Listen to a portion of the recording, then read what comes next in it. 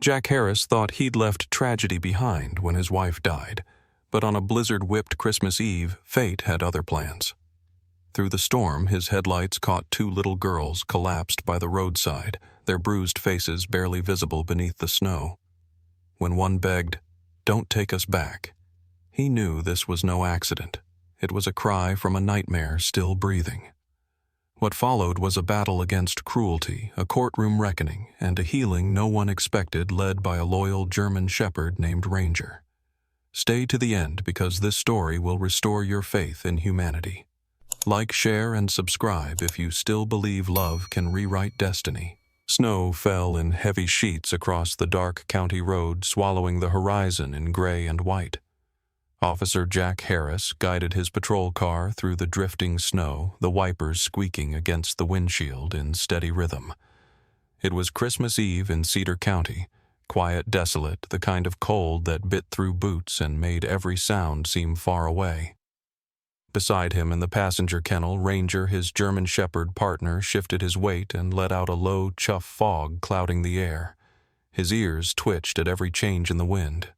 Jack reached down and brushed his fingers against the metal grate, a small gesture of reassurance both ways. "Easy, buddy," he murmured.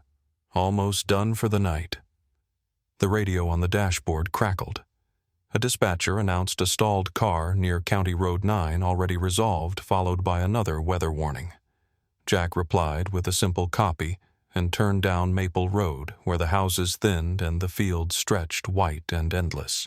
The patrol lights cast a faint red and blue pulse over the snowbanks, glancing off porch decorations, the glimmer of an inflatable Santa icicle lights flickering on eaves.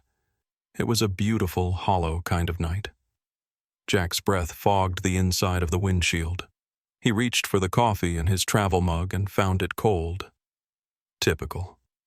Christmas Eve patrols were supposed to be easy, just a few traffic checks, maybe a stranded driver, but the stillness tonight felt heavier than usual, the kind that pressed on his ribs. He'd told himself he preferred it that way. No laughter, no holiday music, no reminders of Laura. His wife gone 2 years this month. Ranger had been hers before he became Jack's, and sometimes when the house was too quiet, the sound of Ranger's paws on the hardwood floor was the only thing keeping him from losing his bearings. Ranger suddenly lifted his head, nostrils flaring, his eyes fixed on the dark road ahead.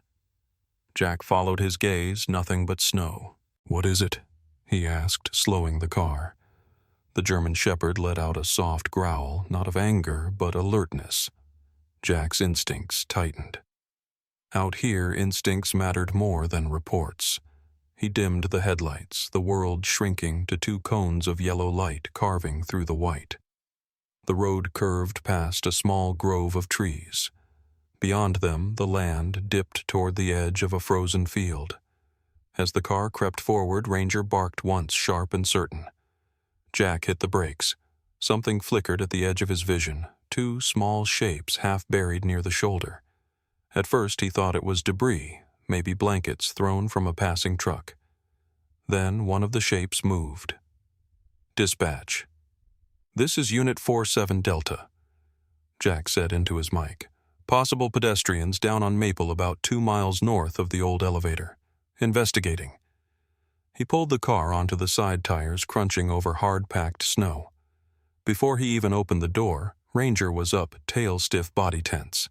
"Stay," Jack commanded automatically, but Ranger ignored it, nosing the latch open as soon as the door cracked. The dog bounded out into the storm. Jack followed, flashlight in hand, the cold cutting through his uniform like knives. Snowflakes stung his face as he crossed the ditch. The beam of his flashlight caught what the headlights hadn't: 2 children, small, motionless, except for a faint trembling in their shoulders. Their hair was stiff with ice, their faces gray in the beam. Jack's breath caught. "God," he whispered. "Kids." He knelt beside them, scanning quickly, no visible blood, but their skin was cold, their clothes soaked through. One girl's arm was draped over the other's shoulders in a protective clutch. Ranger pressed close, sniffing gently, his breath fogging the air around their faces. He whimpered, licking at one child's cheek. The faintest sound answered a broken exhale like air leaving a paper bag. They were alive. Jack stripped off his gloves and touched their necks, weak pulses but steady. He pulled the blanket from the emergency kit in the trunk, wrapping it around both bodies. "Hey," he said softly, leaning close. "You're okay now. You're safe." The older girl's eyelids fluttered but didn't open. Her lips moved soundless. The younger didn't stir at all. Ranger nudged closer, lying down beside them, his body forming a wall against the wind. Jack reached for his shoulder mic. "Dispatch. I've got 2 minors found unconscious, severe hypothermia. Need an ambulance to Maple in County 14. Immediate response." Static hissed. Then the dispatcher's voice distorted but clear. "Copy that 47 Delta. All ambulances are delayed roads not cleared past Birch intersection. Closest ETA 35 to 40 minutes. Jack's eyes tracked the swirling snow. The wind was picking up, covering his footprints already. 40 minutes was too long. He pressed the blanket tighter around the children, felt the shallow rise and fall beneath the fabric. They were fighting to breathe, but they were fighting. Ranger lifted his head and met Jack's gaze. The dog's eyes were dark and steady, reflecting the flash of the cruiser lights behind them. There was no panic there, only purpose. Jack exhaled through his nose. "Yeah," he muttered. "I know." He slipped one arm under the older child, another under the younger, and lifted them together. They weighed next to nothing. Their faces fell against his shoulder, cold through the fabric of his uniform. He carried them to the car, Ranger circling close like a shadow, scanning the dark around them. Inside the cruiser, Jack laid the children across the back seat and cranked the heater to full. He rubbed their hands gently to get blood moving, his mind racing through options: hospital, shelter, maybe someone closer with a generator. But the snow outside was thickening by the minute and the radio was spitting static. He glanced in the rearview mirror at Ranger, who sat rigid beside the seat, eyes locked on the children. Jack looked back at the road ahead, now barely visible, and for the first time that night he felt the quiet break open into something heavier, the certainty that this night was about to change his life. He reached for the radio again. "Dispatch," he said, "Unit 47 Delta remains on scene with victims until further notice." Then he looked back at Ranger. "Stay sharp, partner." Ranger gave a small nod and understanding between 2 creatures who'd seen too many winters. Outside, the snow kept falling. Inside the car, the warmth began to creep back into fragile hands. Jack sat in silence, the engine humming, waiting for help that might not come in time. Somewhere deep in the storm, a new chapter waited to begin. Snow drove harder against the windows as Jack ended the radio call. Dispatch had confirmed what he already feared: every ambulance in the county was stranded by the storm at least 40 minutes out. 40 minutes in this cold was a lifetime. Inside the cruiser, heat poured from the vents, but the girls' small bodies still trembled under the blanket. Their lips were pale lashes, crusted with frost. Ranger moved from the floorboard to the back seat, his paws careful. He circled once and lowered himself beside them, pressing his thick coat against their sides. The girls stirred faintly at the warmth. Jack watched a quiet ache forming in his chest. "Good boy," he whispered. He tore open a few thermal packs, rubbed them until they grew hot, and tucked them near the girl's hands and feet. Slowly, the violent shivers began to ease. Ranger's breath fogged the air, steady and calm, the rhythm of a creature who knew how to wait.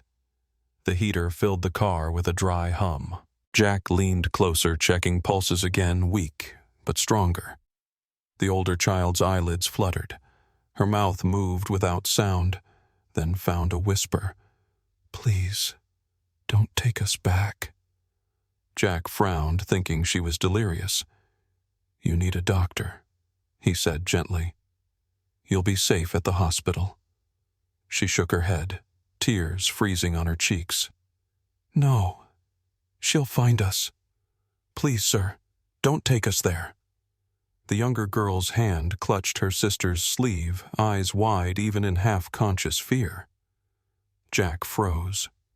In his years on the job, he had seen terror in many forms, but this was different, pure-rooted in memory. He looked at Ranger. The dog had lifted his head, ears erect, gaze fixed beyond the window. A low growl rumbled in his chest, deep and warning. Jack turned off the radio static, listening. Wind. Snow. And beneath it, maybe, just maybe, the faint crunch of movement out there. He swept his flashlight across the road, but saw only white. Ranger's eyes never left the tree line. "Easy," Jack said, though his own pulse was climbing. The dog gave one short bark, sharp and certain, the same bark that had once saved Jack from stepping into an unseen pit during a search. Jack trusted that bark.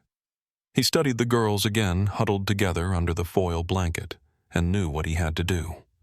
Waiting wasn't an option. Whoever these kids feared was close enough to make a child shake in her sleep. "All right," he said softly. "We're moving." He started the engine, turned off the roof lights, and eased onto the road. The car's tires spun once before finding traction. "Dispatch," he said, keeping his tone calm. 4-7 Delta transporting miners to a warm location for stabilization. Will advise when contactable. Static hissed in reply, then silence. Ranger stayed close, body angled protectively between the girls and the door. Jack kept one eye on the rearview mirror, seeing nothing but whirling snow. For a moment, a pair of distant headlights flickered far behind them, then vanished. He gripped the wheel tighter. "Stay with me, kids," he said. "You're safe now." The older one whispered something too faint to catch, but her fingers loosened from her sister's sleeve as if trusting him just enough. Ranger pressed his nose gently against her hand, and she didn't flinch. The road toward town curved through open farmland, the fences half buried under snow. Jack drove by instinct. Every landmark was gone, swallowed by white. He thought of Laura, how she used to laugh that Christmas Eve was God's way of reminding people to come in from the cold. He hadn't come in for 2 years. Maybe tonight that was changing. A mile from Birch Lane, Ranger gave another low growl. Jack followed his gaze and caught for an instant the glimmer of moving lights far off the highway. Not rescue lights, too dim, too slow.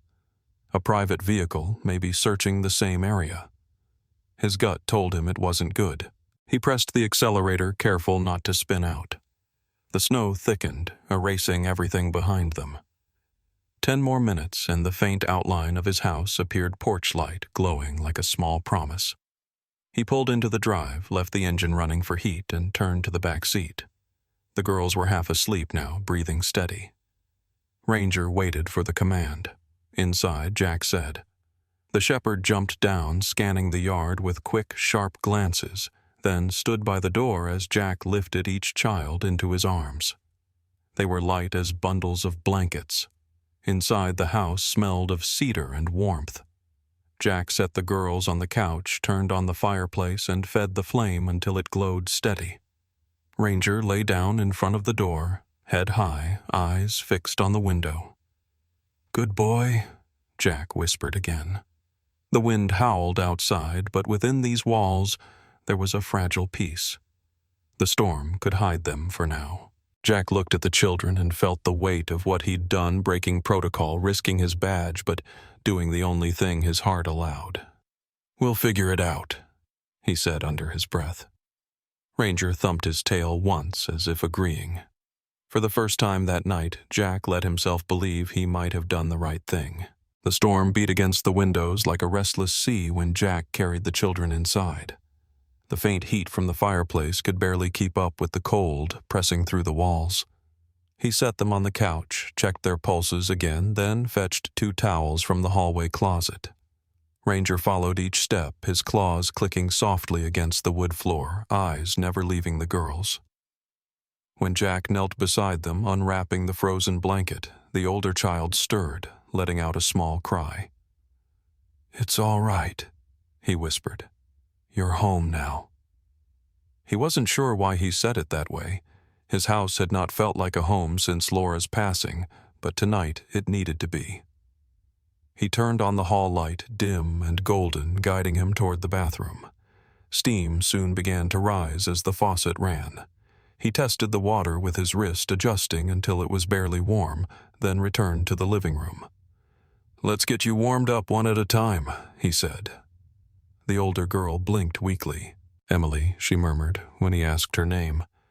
Her sister managed a whisper of Abby. He nodded. "Okay, Emily and Abby." The names felt like small anchors in the chaos of the night. Jack carried Emily first light as air into the bathroom. Ranger sat at the doorway, head tilted, watching. Jack eased her into the tub, supporting her with a towel so her skin wouldn't touch the porcelain directly. She flinched at first, then sighed as the gentle heat soaked through. Her color returned slowly. Ranger settled just outside his muzzle, resting on his paws. Every time the water stopped for a moment, he made a low, anxious sound as though counting heartbeats until it started again. Jack noticed and smiled faintly. "She's fine, Ranger," he said. "You can relax." But Ranger didn't move until Emily was out wrapped in a towel, trembling but alive. Abby's turn came next. Jack repeated the same careful routine, talking softly so the child wouldn't panic. "You're safe here," he said. "Nobody's going to hurt you tonight." Abby didn't answer, but she watched him with those wide, trusting eyes children reserve for people they haven't yet decided to fear. When both were warm and dry, he brought them back to the living room where the fire was burning brighter. He found one of Laura's old sweaters and a pair of his flannel shirts, rolled up the sleeves, and dressed the girls as best he could. They looked impossibly small in the oversized clothes. Emily huddled under a blanket. Abby leaned against her shoulder, half asleep. Ranger lay across the rug, his head between his paws, chest rising slow and deep. Jack filled a pot on the stove, heating water for soup packets he kept for long shifts. The scent of chicken and noodles filled the air, mixing with the faint smell of wood smoke. When he brought the mugs of broth to the girls, their hands trembled as they took them. "Careful," he said. Small sips. They obeyed, too hungry to resist the warmth bringing color to their faces. For a brief moment, it almost felt like peace. Then Ranger lifted his head. His ears pricked forward, body tensing. Jack froze mid-step. The dog rose silently, nose twitching, gaze fixed toward the hallway. "What is it?" Jack whispered. Ranger moved toward the corner, sniffing the air, then padded to the far end of the living room, where a draft whispered against the curtain. Jack followed, careful not to startle the girls. He reached for the wall thermostat and flicked on the baseboard heater. A hum filled the room, followed by a faint metallic rattle near the window. Ranger stood by it, growling low, not the defensive bark of alarm, but a quiet, questioning sound. Jack knelt, peeled back the curtain. One of the side windows was cracked open an inch, snow dusting the sill. On the hardwood below lay a thin scatter of white flakes melting into droplets. His stomach tightened. He hadn't opened that window in months. He looked back toward the front door, latched deadbolt secure. The footprints they'd made coming in had already disappeared under the drift outside. Whoever had opened that window hadn't entered for shelter. They had been watching. He touched the frame. The cold bit deep. Ranger's eyes followed his hand, then flicked toward the tree line beyond the glass. There was only darkness out there, but Jack trusted the dog's instinct more than his own sight. He lowered the curtain slowly, keeping his voice even as he turned toward the girls. "Everything's fine," he said. "You just rest." Emily was watching him, sensing the change in his tone. Abby had fallen asleep against her shoulder. "You're not taking us back, right?" Emily asked softly. Jack hesitated. "No," he said finally. "You're staying here tonight."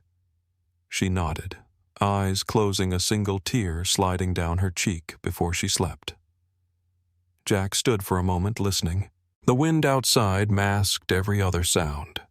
He shut off the kitchen light, leaving only the warm flicker of the fire. Ranger returned to his spot by the couch, but his ears stayed up, his body angled toward the hall as if guarding a line invisible to everyone else.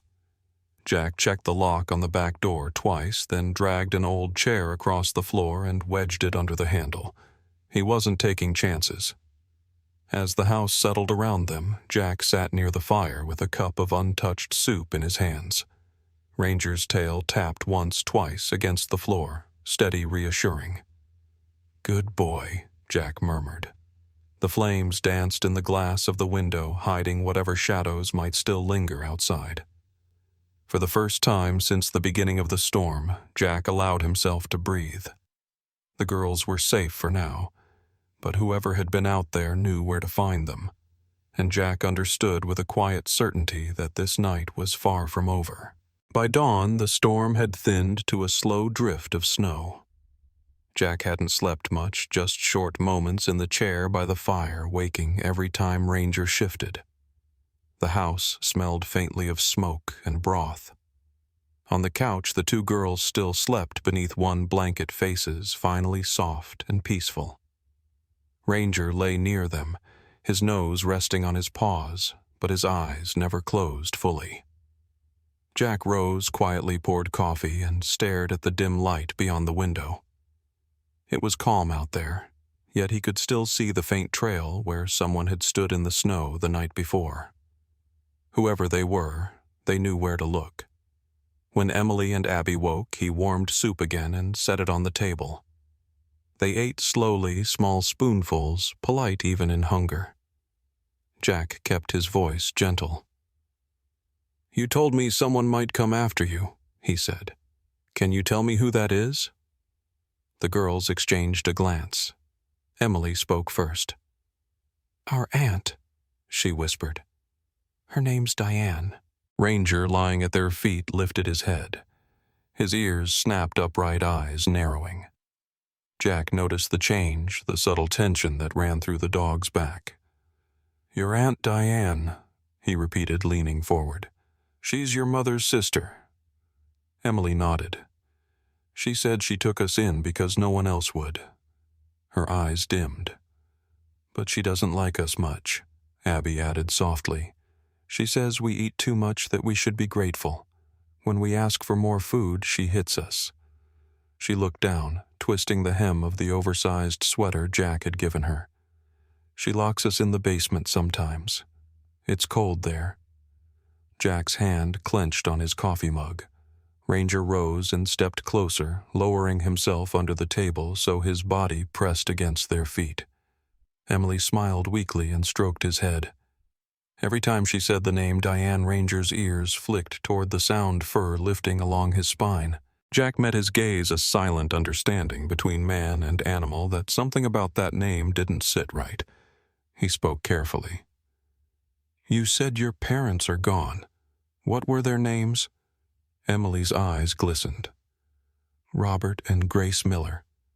They died when we were little." Jack froze mid-breath. Grace Miller. The name pulled a memory from somewhere deep. Grace Miller, he murmured. "Did she work at Cedar Hospital?" Emily nodded. "Before she married Dad." Jack leaned back, his chest tightening. Grace Miller had been Laura's best friend. Her laughter had once filled this very kitchen.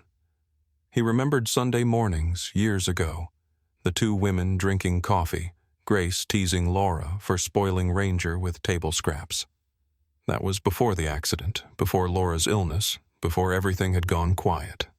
He rose, crossed the room to the small desk in the corner, and opened his laptop.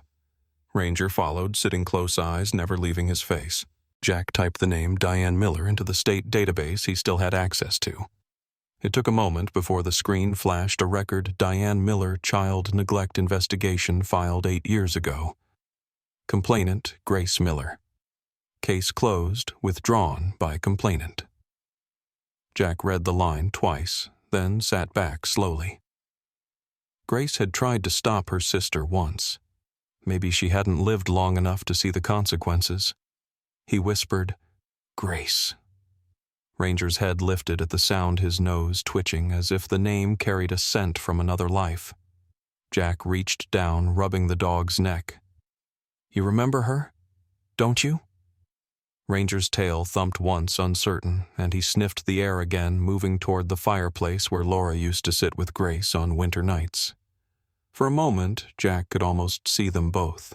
The warmth, the laughter, and the ache of memory burned deep. He turned back to the girls, who watched him quietly, sensing something had changed. "Your mother was a good woman," he said softly. "She cared about people." Emily nodded. "That's what Dad used to say." Jack smiled faintly, though his mind was already racing. If Diane had been reported before, she would know how to cover her tracks now. And if she realized the girls were alive and safe here, she would come for them. He looked at Ranger, who stood alert again, staring at the window. The glass reflected the soft orange of the fire, but beyond it, the snow outside was darkening with the gray light of morning. He shut the laptop. "I'll need to make some calls," he said under his breath, quietly. Ranger shifted closer to the window, ears twitching. Jack followed his line of sight. There was nothing visible yet, but he trusted that instinct. "We're not out of this," he said. Emily's voice came softly from the couch. "Will she find us?" Jack met her eyes. "Not if I can help it," he said. Ranger pressed closer to her legs as if making the same promise. The clock on the mantel ticked steadily, marking the silence that followed. Jack felt the pull of old loyalties and new responsibilities tangling together, the ghost of Laura, the memory of Grace, the weight of two frightened girls who somehow belonged to both. Outside, the storm had stopped, but the world was colder than ever. He poured the last of his coffee into the sink and reached for his coat. "Stay close to the fire," he told them. "Ranger will watch." The dog turned his head, tail sweeping once against the rug, ready. Jack glanced one more time at the database on the screen before closing it. The last line lingered in his mind. Case closed. No further action. He knew he was about to change that. The morning after Jack found Grace's file, he sat in his patrol car outside the station, the engine humming low. He hadn't slept. Ranger sat beside him, restless, glancing from his handler's still face to the door of the building ahead. Jack knew what he had to do. Officially, he was supposed to report everything through child services, wait for warrants, follow channels. But he also knew how slow the system moved, and how easily a name like Diane Miller could slip through its cracks again. The girls were safe for now, but not for long. He turned the key and steered toward the rural route where the Millers lived, miles beyond town, where the snow still lay untouched on long gravel drives. The house stood at the edge of a dead cornfield, its siding dull and stained by years of cold wind. Curtains twitched as the patrol car approached. Jack parked at the end of the drive. "Stay close," he told Ranger, opening the door. The dog jumped down, paws landing silently in the snow, his ears flattened nose working the air. The morning was still too still. Then, through the fogged window of the house, a figure moved, a woman's shadow crossing the kitchen. Ranger froze. A low growl rose from his throat, sharp and instinctive, the same sound he made when a suspect reached for a weapon. The fur along his spine bristled. Jack's eyes followed the movement inside, tall, lean shoulders stiff. Diane Miller. Jack climbed the steps and knocked. The door opened a fraction, revealing a woman with hard eyes and a voice flat as steel. "Officer," she said, feigning politeness. "To what do I owe the visit?" He held up his badge. "Diane Miller. I'm investigating a missing persons report involving 2 minors, Emily and Abby Miller." Her face didn't change, but the slightest tension tightened her jaw. "My nieces," she said. "Ungrateful girls. They ran off yesterday. I've been worried sick." Jack studied her. "You didn't call it in." She shrugged. "They run sometimes." "They always come back," Behind him, Ranger gave another low growl. The sound filled the doorway like thunder rolling far away. Diane flinched, then tried to smile. "You should keep your dog under control, officer." Jack's voice hardened. "He's doing his job." She leaned closer. "You have no idea what those girls are capable of. They lie. They steal, just like their mother." Jack's patience snapped. "Their mother was my wife's friend," he said quietly. "And she wasn't a liar." Diane's eyes widened for a moment before narrowing again. "Then maybe you're not as smart as I thought." She shut the door with a sharp click. Jack stood there for a long moment, breathing through his anger. Ranger pressed against his leg, looking up at him, waiting for the next command. "Let's go," Jack said finally. He'd seen enough. There was guilt in every movement of that woman, and the law would catch up with her. But he knew that by going there, he had made himself a target. Back at the precinct, his captain waited. The report had already reached him. "You visited the Miller property without authorization?" the man asked, voice clipped. Off the record on duty hours, Jack didn't deny it. "Those girls were left to die in a snowstorm. I needed to confirm. You needed to follow protocol." The captain cut in. "You're suspended, Harris. Pending review." Jack's stomach turned. He wanted to argue, but the words died on his tongue. He'd broken the rules, and the department couldn't protect him from that. "Understood," he said finally, handing over his badge and sidearm.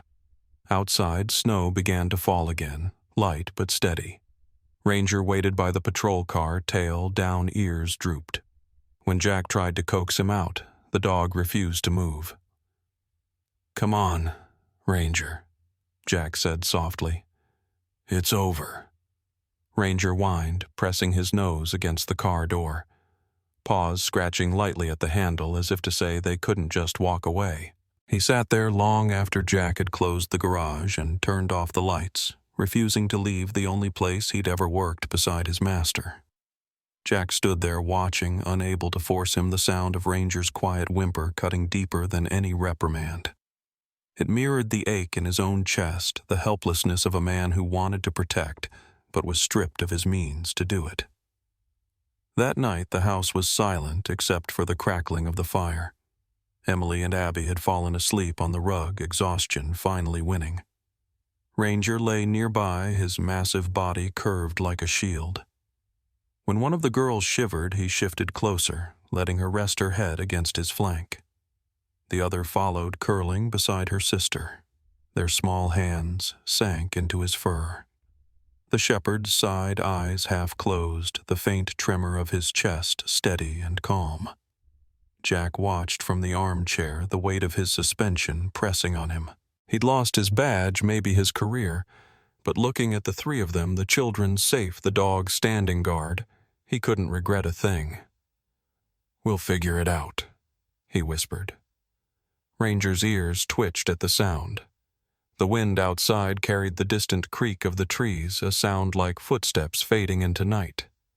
Jack stood, checked the locks once more, and sat back down. The girls' breathing was even now, their faces soft against Ranger's fur. The scene looked almost peaceful, but peace built on fear was fragile. Tomorrow Diane would know he had come, and she would not let it rest. The thought stayed with him as he closed his eyes, the fire's light flickering against the windows, the storm beginning again beyond the glass. The night was silent except for the faint crackle of the fire and the wind breathing against the windows. Jack had almost drifted off in the armchair when Ranger jerked upright, ears sharp, body rigid. The low growl came first, then the bark, deep, furious, cutting through the stillness. In an instant, the shepherd bolted toward the back door, claws scraping the wood. Ranger Jack called, grabbing his coat, but the dog was already outside, a dark blur disappearing into the snow. Cold air rushed in, stinging Jack's face as he followed. The flashlight beam swung wildly, catching glints of frost. Ranger's paw prints led straight across the yard toward the trees. Then Jack saw it, another set of tracks, lighter, hurried. Someone was running. He shouted into the dark, but the wind carried his voice away. Ahead, Ranger barked again, closer to the tree line. A shadow flashed between the pines, quick and deliberate. Jack raised the light just in time to see a figure glance back, a woman bundled in a coat, hair pale against the black sky. Then she was gone. Jack reached the spot where Ranger stood, chest heaving, nose to the ground. The snow there was disturbed footprints leading back toward the road. Something small gleamed nearby. He knelt, picked it up, a half-smoked cigarette, its tip still warm. The smell was sharp, sweet, unmistakable. He remembered it from the Miller house, Diane's brand. Ranger sniffed it, growled deep in his throat, and pressed closer to Jack's leg. "Yeah," Jack whispered, crushing the cigarette into the snow. She was here. They searched a while longer, but the tracks disappeared where the road curved downhill. Back inside, Jack locked the doors twice. Emily and Abby had woken frightened. "It's all right," he said, crouching beside them. "Just a deer. Go back to sleep." Ranger stayed at the door until dawn, eyes open, body tense. The morning light felt thin and tired. Snow covered everything again, clean and deceiving. Jack poured coffee, his thoughts heavy with what he'd seen. Ranger followed him out to the porch, nose twitching. The air was cold and still, but something caught the dog's attention. He padded toward the mailbox, sniffed, then let out a sharp bark. "What is it?" Jack muttered, stepping closer. Ranger growled tail low, staring at the slot. Jack opened it. Inside lay a small brown envelope, no address, no stamp. He brought it inside, set it on the table. Ranger circled, uneasy. Jack tore it open. A USB drive slid into his hand. He stared at it for a long moment before plugging it into his laptop. The screen flickered. A folder appeared labeled with a date. He clicked. Grainy footage filled the screen. A dim basement, two small girls huddled together, a woman shouting. Then the sound of a slap, a cry, another blow. Jack froze. The woman stepped into view, Diane. Her face twisted with anger, her voice rising, words lost in the static. The clip ended abruptly. Jack shut the laptop, his hands shaking. Ranger whined softly, pressing his head against Jack's knee. "Someone filmed this," Jack whispered. "Someone wanted me to see it." He looked again at the envelope. No fingerprints, no note, only proof terrible and undeniable. Emily's voice drifted from the living room. "Mr. Jack, are you okay?" He turned, forcing calm. "Yeah, sweetheart, just checking something." The girls went back to coloring by the fire, unaware that their nightmare now lived on a small piece of plastic. Jack sat beside Ranger, staring at the blank screen. "She came here last night," he said quietly. "And now this shows up." The dog's ears twitched. He rose, went to the window, staring west. Jack followed his gaze. Beyond the frost and fields lay the road leading back to Diane's house. Ranger growled once, low and steady. "You smell her, don't you?" Jack asked. The shepherd barked, sharp and certain. Jack ran a hand over his face. "If I take this to the station, they'll have to reopen the case." He paused. "But I'm suspended. They won't listen." Ranger turned to him, eyes bright, waiting. Jack looked at the girls again, Abby asleep against Emily's shoulder, safe for now. He felt the weight of the decision pressing on him. "We'll handle it," he said under his breath.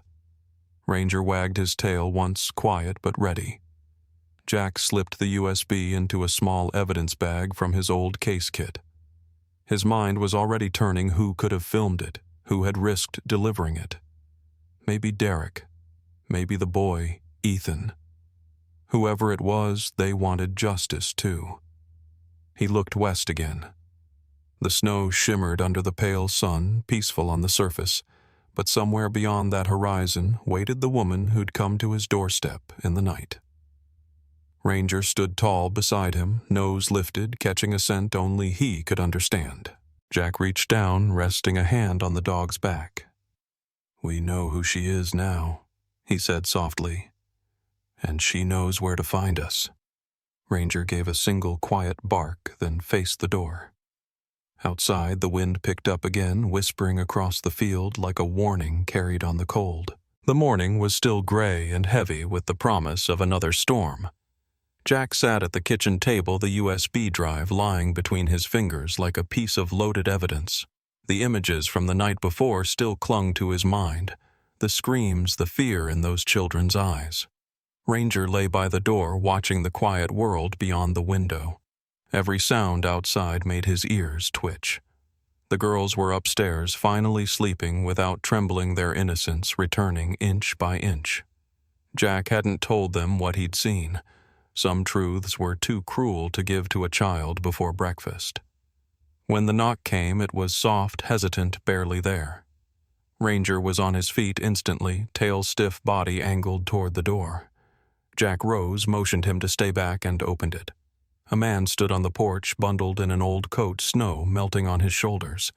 Behind him, a boy hovered close, no older than 12, eyes darting between the house and the ground. Jack recognized the man at once. Derek Miller, Diane's husband. For a moment, no one spoke. The air between them carried history, guilt, fear, and something that might have been regret. "Mr. Harris?" Derek began quietly, voice rough from sleeplessness. "I think we need to talk." Jack stepped aside. "Come in." Derek hesitated, looking at Ranger, who stood in the doorway, tall and silent. Jack murmured, "It's all right, boy." Ranger moved forward slowly, his head low, reading the man's scent. He stopped a foot away, sniffed Derek's hand, then lifted his eyes to meet the man's. For a breath, the room held still. Then Ranger leaned forward and licked Derek's hand once before stepping back. Derek's shoulders dropped, a faint tremor in his breath. Jack saw it clearly, the relief, the weight beginning to lift. Somehow, in that simple gesture, the dog had offered a kind of forgiveness that neither of them could have spoken aloud. Derek nodded. "I deserve worse," he said quietly, "but I couldn't stay silent anymore." They sat at the table. Ranger settled between them, the line of his body bridging two men divided by choices. Derek reached into his coat and placed a small envelope beside the USB. "I filmed those clips," he said. "Hidden cameras. I thought if I showed the truth, someone would finally stop her." He looked down. "But I was a coward. I didn't protect them." Jack studied the man. His hands shook slightly, his eyes red-rimmed but steady. "You came here anyway?" Jack said. "That counts for something." Derek gave a short, humorless laugh. "Maybe too late." He looked toward the stairs where faint laughter drifted Emily and Abby awake, now their voices soft. "She's going to come for them, you know." "I know," Jack replied. "But this time we're ready." The boy at the doorway shifted his weight. Jack noticed him. Then the same eyes as the girls, same haunted look, only older. Derek reached for him. "Ethan, it's okay." The boy stayed near the wall, clutching his gloves. Jack smiled gently. "You can come in, son. Nobody's going to hurt you here." Ethan hesitated until Ranger turned his head toward him. The shepherd rose, walked across the room with calm, deliberate steps, and stopped before the boy. He sniffed once, then lay down, resting his head on Ethan's leg. The boy froze, staring down at the dog, unsure. Then slowly his hand moved to the thick fur behind Ranger's ears. The dog didn't move. He just stayed there, breathing slow and steady, as if lending the boy some of his courage. Ethan's chin lifted. "Dad," he said, his voice trembling. "If you don't tell them what she did, I will." Derek looked at his son, face pale, eyes wide. The words hung in the air, clean and sharp like glass. He tried to speak, but nothing came. Ranger thumped his tail softly, a quiet drumbeat of resolve. Jack stood. "He's right, Derek. You have a choice now to fix what you couldn't before." Derek nodded slowly, defeat and determination mixing in his expression. "I'll testify," he said. "Whatever it takes." Jack reached for the envelope. Inside were photographs frames taken from the hidden footage. He slid them into a file. "With this, the police have no reason to ignore it anymore. I'll get it to the right hands." Derek sighed. "You'll risk your job." "I already lost it," Jack said, half smiling.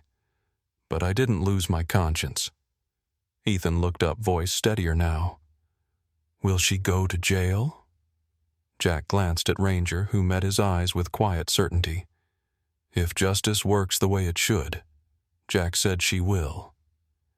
The clock ticked once, twice, and for a moment the world felt lighter. Derek stood, placing a hand on his son's shoulder. "Thank you," he said, barely above a whisper, "for believing them."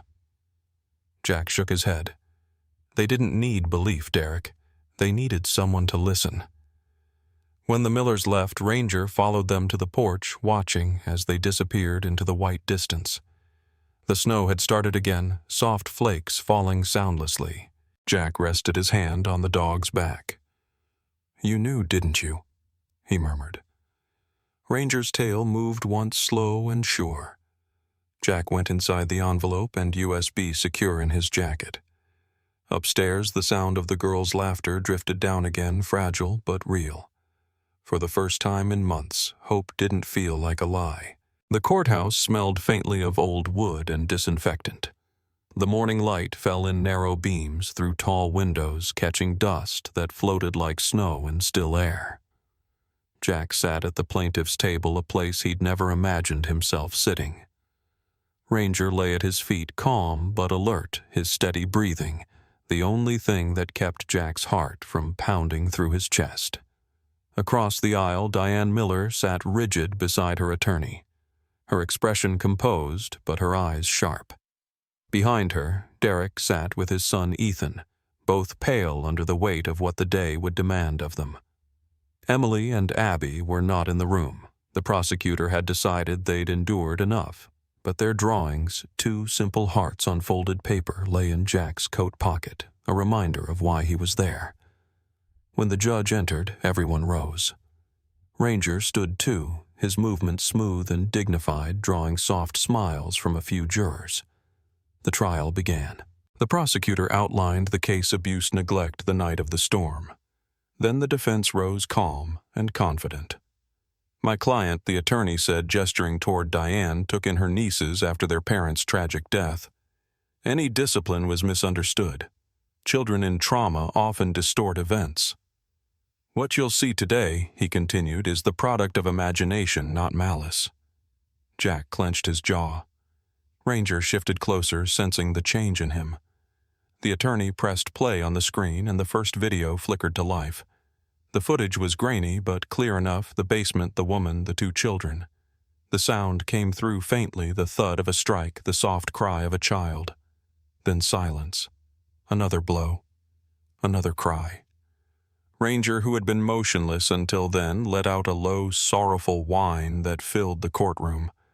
It wasn't loud, but it was raw, unfiltered pain. The sound cut deeper than any argument could. The room went utterly still. Even the judge paused. The jurors' eyes shifted not toward the screen, but toward the dog who had witnessed so much human darkness that he seemed to feel it himself. Jack reached down, resting his hand on Ranger's head. "Easy, partner," he whispered, though his own voice trembled. The video ended. The silence that followed was heavier than words. Diane's lawyer cleared his throat, trying to recover control. "Ladies and gentlemen," he began, "what you saw was discipline taken out of context. But no one seemed to be listening." The prosecutor stood. "Context," he said quietly, "is what separates discipline from cruelty. And cruelty doesn't require explanation." When Diane took the stand, she was poised at first. Her hands rested neatly on the railing, her tone measured. "Those videos," she said, "were manipulated. My husband recorded them out of spite. I never harmed those girls." Jack watched her closely. Her calmness was rehearsed, every word too perfect. The prosecutor questioned her about the night of the snowstorm, about the locked basement door, the bruises. She denied each one. Then she leaned forward, voice rising. "I saved those children," she snapped. "No one appreciates what I sacrificed for them." The courtroom shifted, a murmur rippling through the seats. Ranger, who had been lying quietly, rose. His ears flattened, his tail stiffened. Then from deep in his chest came a growl, long, low, and resonant. It wasn't a snarl of threat, but something older, heavier, the sound of truth refusing to stay silent. The sound filled every corner of the room, echoing off the wood and glass. Diane froze mid-sentence. Her composure cracked. Her eyes darted toward the dog, her voice faltered. "Get that animal out," she began, but her words broke, her face flushing with panic. The judge rapped the gavel, calling for quiet, but the damage was done. The jurors had seen it, the fear in her, the guilt that couldn't hide behind law or language. Then, from the back of the courtroom, a boy's voice rose. "She's lying." Every head turned. Ethan stood trembling but upright, his small hands gripping the bench before him. "I saw her," he said louder now. "I saw what she did. I saw her hit them. I saw her lock them in the basement. And I heard her laugh." His voice cracked, but he didn't stop. "If my dad doesn't tell the truth, I will." Derek's face went white. Slowly, he stood beside his son. "He's right," he said quietly. "I saw it too. And I stayed silent. But not anymore." He turned to the judge. "Everything my wife did, it's all true. The videos, the injuries, all of it." A single tear rolled down the boy's cheek. Ranger moved to him silent, now pressing his head gently against the child's leg as if sealing the courage he had just shown. The prosecutor looked at the judge. "Your Honor," he said, "I believe we've heard enough." The judge nodded slowly. "We'll recess until closing statements." The court acknowledges the testimony of the witness and the evidence presented. As people began to stand, the weight of the moment lingered. Diane sat back in her chair, pale, her hands shaking. The jury's eyes no longer saw her as misunderstood. They saw her as exposed. Jack exhaled for the first time in what felt like hours. He looked down at Ranger, whose golden eyes met his calm, now almost gentle. "You did good," Jack whispered. The dog blinked tail, brushing softly against the floor. Outside, the afternoon light fell across the courthouse steps, melting snow into thin rivers. Justice hadn't been declared yet, but it had begun to turn. The day of the verdict came gray and cold, the kind of day that felt carved from stone. Snow lined the courthouse steps, again clean and bright, hiding the scars left by all the feet that had passed over it. Jack arrived early, coat buttoned, shoulders straight, but the exhaustion of the past weeks hung under his eyes. Ranger walked beside him without a leash, matching each step with quiet precision. People had learned by now that this dog wasn't just an animal. He was part of the story that had brought them all here. Inside, the courtroom was crowded. Derek sat near the front, his son beside him. The girls waited at a safe house with a social worker Jack had promised they wouldn't need to see what happened next. Diane was led in wrists, bound, her once imposing posture replaced by something brittle. She refused to look at Jack or Derek. The prosecutor read the charges once more, multiple counts of child abuse, neglect, endangerment. The judge's voice filled the room as the verdict was read. Guilty on all counts. A low murmur rippled through the gallery, a mixture of relief and disbelief. Diane's lawyer leaned toward her, whispering something, but she stared straight ahead, face-pale lips pressed thin. Two deputies moved to escort her out. Ranger, seated between Jack's knees, didn't move. His eyes followed her silently as she was led through the aisle toward the exit. When the heavy door closed behind her, he gave one slow exhale, ears relaxing posture, tall and still. There was no bark, no growl, only the quiet dignity of a soldier who had seen justice served. Jack watched the van pull away through the frost-clouded window. The sky was clearing, the light turning sharp and blue. He looked down at Ranger. "It's done," he said softly. The dog met his gaze, head tilted slightly, and for a moment Jack could have sworn there was understanding in those eyes, sadness, pride, and peace all at once. Outside the courthouse, Derek approached his son, walking close behind. "It's over," Derek said quietly. "She won't hurt anyone again." Jack nodded. "Now it's time to start over." Derek hesitated. "You gave them a home. I'll never forget that." Jack smiled faintly. "They gave me one too." Ranger stepped forward, nudging the boy's hand gently. Ethan smiled through his tears and whispered, "Good boy." For the first time, the dog wagged his tail. A week later, the house on Birch Lane was alive with light. The snow had begun to melt, revealing patches of brown grass and the promise of spring. Emily and Abby were outside building a crooked snowman under Ranger's supervision. He sat nearby, occasionally barking when their creation threatened to topple. Jack watched from the porch, coffee in hand. The quiet felt different now, no longer tense, but full. A car pulled into the drive. A man stepped out, neatly dressed, briefcase in hand. His coat collar turned up against the cold. "Mr. Harris," he called. "I'm Harold Green." Jack shook his hand. "Attorney." "Yes," Green said, smiling. "I represented Grace and Robert Miller, the girls' parents. I've been looking for their daughters for 5 years." Jack froze. "You found them?" Green nodded, eyes soft. "It took too long. When your adoption paperwork went public, I traced it immediately." He opened the briefcase, pulling out a folder thick with documents.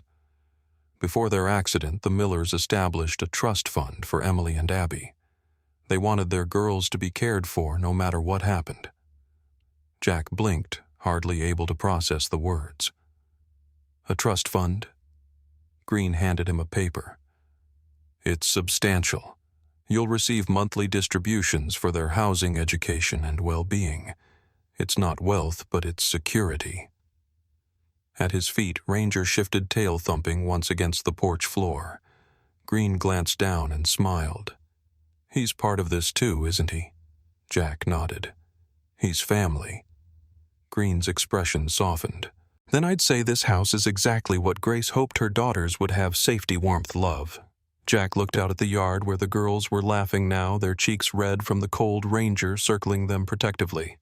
The sound of their laughter reached him like sunlight breaking through clouds. "They're safe," he said quietly, more to himself than anyone. At the word safe, Ranger lifted his head tail, brushing the floor again. Green noticed, chuckled softly. "He understands, doesn't he?" Jack smiled. "Better than most people I know." Green closed his briefcase, standing. "You've done something remarkable, Mr. Harris. You didn't just save them, you restored what they'd lost." Jack shook his hand again. "It wasn't just me." He looked down at Ranger, who had laid his head across his boots, eyes half closed, content. "We did it together." After Green left, Jack stepped into the yard. The sun had begun to sink, turning the snow pink and gold. Emily ran to him breathless. "Dad, Ranger knocked down our snowman." Jack laughed for the first time in what felt like forever. "Then you'd better build it stronger." The girls giggled, chasing Ranger as he darted playfully across the yard. Jack stood there, hands in his pockets, watching them. For the first time since Laura's death, the ache inside him felt lighter, replaced by something steady and whole. The wind carried the smell of cedar from the woods, the same scent that had filled the air the night he'd found those 2 little girls on the road. It had all come full circle. Ranger trotted back, dropping a stick at Jack's feet. Jack knelt, scratching his ears.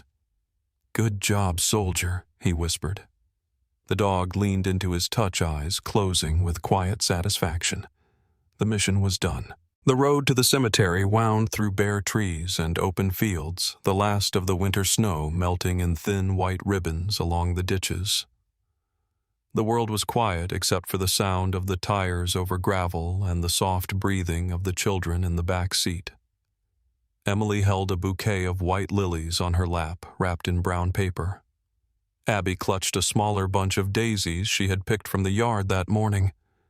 Ranger sat between them, his large head resting across Emily's knees, eyes half closed, his fur shining in the weak afternoon sun. Jack drove slowly, hands steady on the wheel, the wind through the cracked window cool but gentle. The radio played an old Christmas song, faint and distant, a reminder of the season drawing near. When they reached the cemetery, the air seemed softer than usual. Birds moved among the leafless branches, their calls thin but alive. Jack parked under a birch tree and stepped out first, adjusting his coat. The girls followed their boots, crunching lightly over the frosted grass. Ranger trotted beside them without a leash. His steps measured his breath, steaming in the cold. They walked in silence until they reached the headstone, simple white, etched with two names, Grace and Robert Miller, beloved parents. The letters were weathered, but the love they carried was unbroken. Emily knelt first, brushing snow from the stone. "Hi, Mom." "Hi, Dad," she whispered. Her voice was steady, though her hands trembled. Abby knelt beside her, setting the daisies down carefully. "We brought flowers," she said softly. "Ranger helped us pick them." The shepherd moved closer, lowering himself between the two girls. He lay still, his head resting gently across their shoulders, one paw on each side as if to hold them both together. Jack stood a few steps back, watching. For a long moment, he didn't move. In that posture, the two small bodies leaning toward each other, the faithful dog anchoring them, he saw a flash of memory. Laura, his wife years ago, sitting beside him on a hillside much like this one, her head on his shoulder, sunlight on her hair. The ache returned sharp but warm this time, like the echo of a song you don't want to end.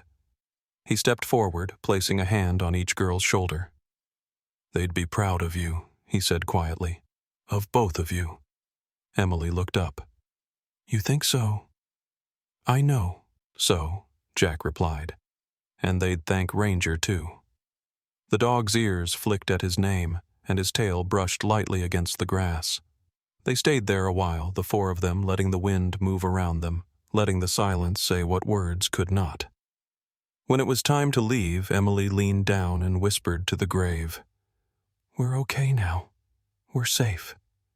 Then she stood her hand, finding Abby's. Ranger rose beside them, stretching once, then falling into step between the girls as they walked back to the car. Jack lingered for a heartbeat longer, his gaze fixed on the flowers at the stone's base. "Thank you," he murmured to the names carved in marble, and to the sky above, and to Laura somewhere beyond it, for trusting me with them. He turned and followed his family to the car. The drive home was quiet again, but it was a different kind of quiet, peaceful, not heavy. The horizon blazed with a pale gold light that promised spring was near. Emily broke the silence first. "Dad," she said softly, "can we hang stockings for Ranger this Christmas?" Her voice carried both hesitation and hope. Jack glanced in the rearview mirror. Ranger, hearing his name, turned his head, eyes bright. "You think he'd like that?" Jack asked, smiling. Abby nodded eagerly. "He's been good all year. He should get a stocking too." Emily giggled. "Maybe with treats instead of candy." Ranger gave a low, content rumble and leaned his head into Emily's hand. She laughed, brushing her fingers through his fur. "See, he agrees?" Jack's chest warmed. "Then it's settled," he said. "Not just one stocking. 3, one for each of us." The girls cheered softly, the car filling with laughter that melted the last bits of winter from his heart. By the time they reached home, the porch light was glowing against the dimming sky. The house looked smaller than he remembered, but warmer, fuller. Ranger jumped out first, bounding through the yard before circling back to the steps. Jack lifted Abby from the back seat, then Emily. "Go inside," he said gently. "I'll catch up." They ran ahead, their laughter carrying across the snow. Jack lingered by the car for a moment, watching them disappear into the warm glow of the doorway. Ranger stood beside him, breathing quietly, his fur catching the light. "We did it," Jack said softly. "They're safe."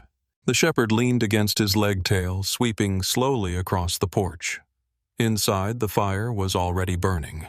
The girls had hung 3 old stockings over the mantel, 2 small ones and a larger red one that Emily had labeled in careful handwriting Ranger. The dog lay in front of it, eyes closing as the warmth spread through the room. Jack stood in the doorway, the scene imprinting itself on his heart, the 2 little girls whispering secrets to the firelight, the steady rhythm of the dog's breathing, the quiet peace that filled every corner. Outside, snow began to fall again, thin and soft, covering the tracks that led to this place. Jack took a deep breath, feeling for the first time in years that the weight he carried had found its place in the world. Family wasn't about blood. It was about who stayed, who protected, who loved. He looked at Ranger. "Merry Christmas, partner," he whispered. The shepherd thumped his tail once without opening his eyes. Thank you for watching this story of courage, love, and redemption. What part of Jack, Ranger, Emily, and Abby's journey moved you the most? Do you believe fate can bring the right people and even the right dog together at the perfect time? Tell us in the comments where you're watching from. We love seeing how far our stories travel. If this story touched your heart, hit like to support more true-to-life stories that remind us kindness still matters. Don't forget to subscribe and turn on notifications because we have more powerful stories coming your way. Stories that prove even in the darkest moments, there's always a light waiting to be found.